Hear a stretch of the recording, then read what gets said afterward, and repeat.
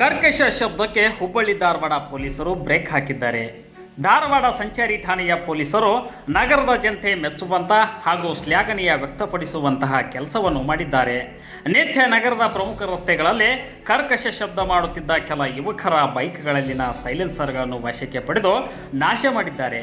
ಧಾರವಾಡ ಸಂಚಾರಿ ಠಾಣೆಯ ಪೊಲೀಸರಿಂದ ಡಿಫೆಕ್ಟಿವ್ ಸೈಲೆನ್ಸರ್ ಕಾರ್ಯಾಚರಣೆ ತುಂಬಾ ಜೋರಾಗಿ ಮುಂದುವರೆದಿದೆ. ಕರ್ಕಶ ಶಬ್ದ ಮಾಡುವ ಸೈಲೆನ್ಸರ್ಗಳನ್ನು ಕಿತ್ತು ಹಾಕಿಸಿ 200ಕ್ಕೂ ಹೆಚ್ಚು ಸೈಲೆನ್ಸರ್ಗಳನ್ನು ನಾಶ ಮಾಡಿದ್ದಾರೆ. ರೋಡ್ ರೋಲರ್ ಮೂಲಕ ಕರ್ಕಶ ಶಬ್ದ ಮಾಡುವ ದ್ವಿಚಕ್ರ ವಾಹನದ ಸೈಲೆನ್ಸರ್ ನಾಶ. ರೋಡ್ ರೋಲರ್ ಮೂಲಕ ಕರ್ಕಶ ಶಬ್ದ ಮಾಡುವ ದ್ವಿಚಕ್ರ ವಾಹನಗಳ ಸೈಲೆನ್ಸರ್ ನಾಶಪಡಿಸುವ ಕಾರ್ಯಾಚರಣೆಯನ್ನು ಧಾರವಾಡ ಜುಬ್ಲಿ ವೃತ್ತದಲ್ಲಿ ಹುಬ್ಬಳ್ಳಿ ಧಾರವಾಡ ಮಹಾನಗರ ಪೊಲೀಸ್ ಆಯುಕ್ತರಾದ ರೇಣುಕಾ ಸುಕುಮಾರ್ ನೇತೃತ್ವದಲ್ಲಿ ನಡೆಯಿತು.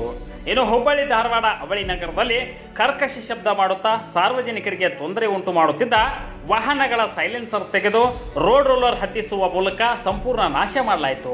ಅದರಂತೆ ಜನರಲ್ಲಿ ಜಾಗೃತಿ ಕೂಡ ಮೂಡಿಸಲಾಯಿತು.